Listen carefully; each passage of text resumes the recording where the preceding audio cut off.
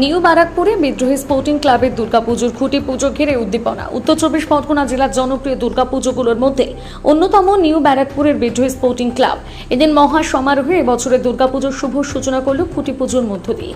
এবছর এই পুজো পদার্পণ করল 34তম বর্ষে। দীর্ঘ প্রায় 3 দশক ধরে এই ক্লাবের পুজো দর্শনার্থীদের মধ্যে সাড়া ফেলেছে। পুজোর মণ্ডপ থেকে প্রতিমা এমনকি আলোকসজ্জাতেও বিশেষ নজর কেড়েছে প্রতি বছরই।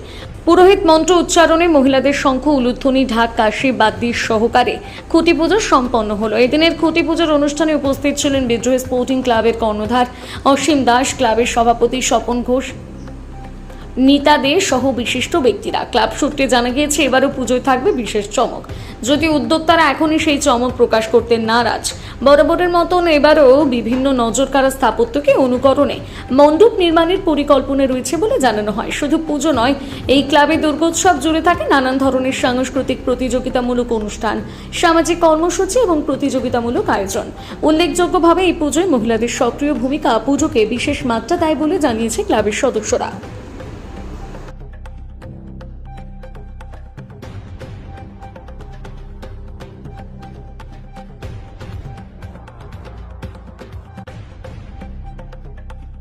আমাদের প্রতিবারই খুব মহিলাভিত্তিকই পুজো হয়, যদিও সেটা সবার জন্যই পুজো।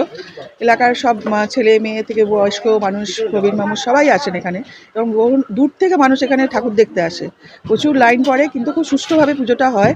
এবং আমরা মহিলারা প্রত্যেকটা দিন এখানে উপস্থিত থাকি এবং বিভিন্ন প্রোগ্রাম হয়।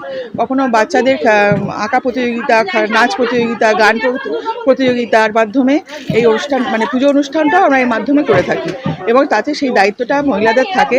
মহিলারা প্রত্যেকে ফল কাটা থেকে আরম্ভ করে পুজোর গোছানো থেকে আরম্ভ করে সমস্ত কাজ নিজেরা খুব উৎসাহের সাথে করে থাকে। কত বছর পদার্পণ করলেন? 34 বছর। এবার কি কি আছে, মানে চমক কি আছে? আমরা কোনোবারই থিমটা বলি না, চমকটা আমাদের সময়, পুজোর সময় দেখতে পাবেন। এবং আমাদের ষষ্ঠীর দিন আশা করি উদ্বোধনটা হয়ে যাবে। ব্যাস।